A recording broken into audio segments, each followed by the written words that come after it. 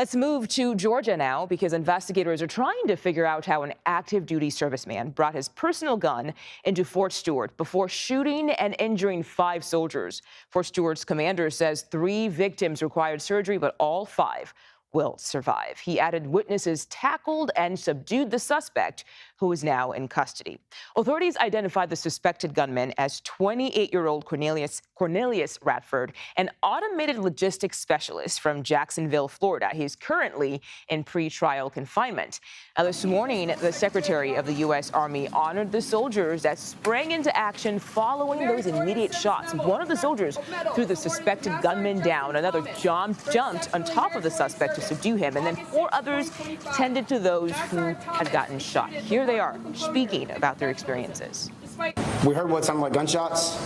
We immediately had medical services, combat medics, myself and Sergeant Taylor respond. We rendered aid to those individuals, and shortly after, EMS arrived and continued their jobs.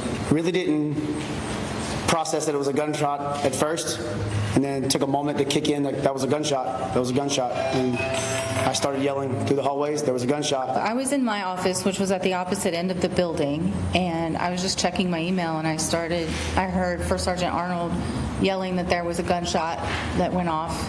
I didn't personally hear the gunshot, but I heard him yelling it, so I popped out to the hallway to see what was going on, and I heard him yelling about there being smoke.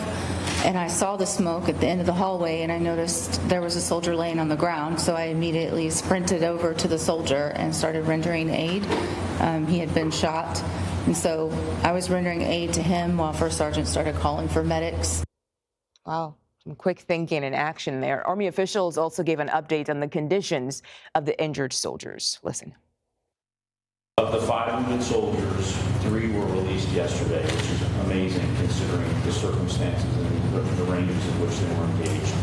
1 soldier remains as an inpatient here at Wynn Army, right here on Fort Stewart. She's doing very well in high spirits. Of course, she's got a little bit of a road to recovery. We're hopeful she may be released as early as this weekend, but that will just depend on how things heal up over the next couple of days. And we have 1 soldier that remains at Savannah Memorial Community Hospital, who I visited with the Secretary this morning. She's got a little bit longer road to recovery. The doctors are very positive, but I think it's going to take her a bit longer to recover, but they're very hopeful she's going to make a complete recovery. Now let's bring in CBS News correspondent Skyler Henry. He is live in Fort Stewart. Skyler, thank you for joining us. You were listening there as those Army officials and soldiers responded to the situation. Did you get a sense of what security is like at the Army base and how all of this unfolded?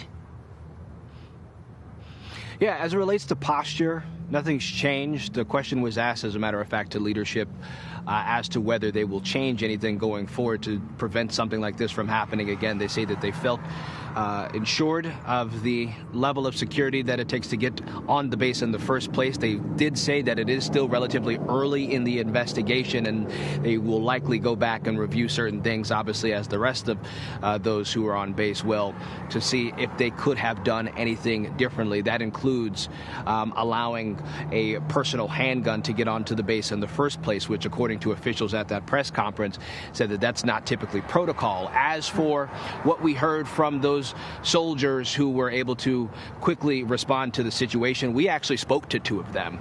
One of whom, who you heard from their first sergeant, one of the first sergeants that were there on the scene, who said that he rendered aid to 3 of those who were needing of assistance at the time, ultimately playing the role of traffic cop, if you will, making sure that everyone was treated as quickly as possible before emergency medical services were able to get on the scene. And then we also spoke with another soldier who was rewarded for his heroism, Sergeant Aaron Turner, who just was newly assigned to this base back in October, recently lost his mother, and was still trying to process that when he got wind of what was happening on base. He said that he tried to talk down the suspected gunman, Cornelius Radford, using that de-escalation training that he's had years of practice with, and ultimately he was unsuccessful.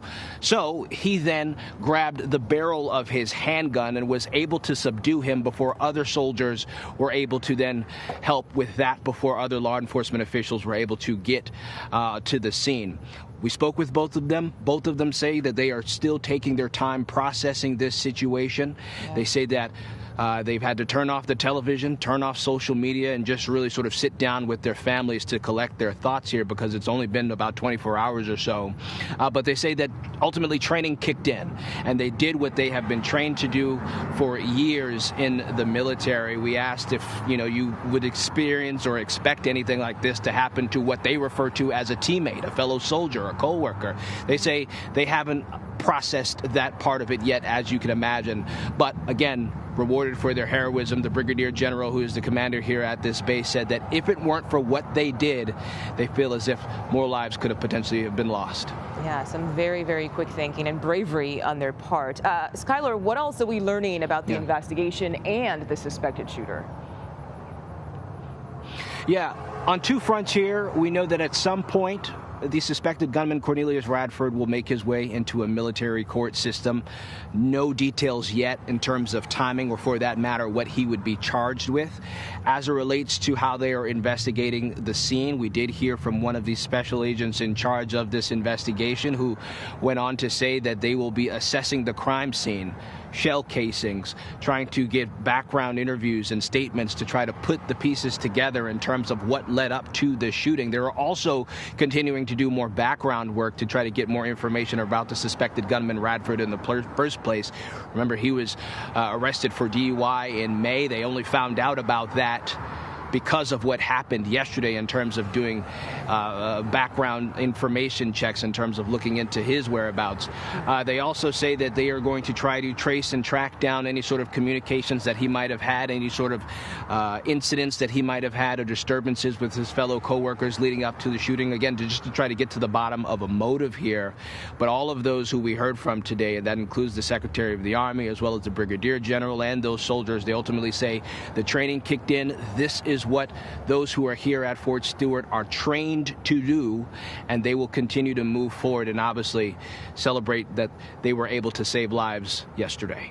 Yeah, when the time came, that training really, really helped out a lot of people. Skyler Henry, thank you so much for your reporting.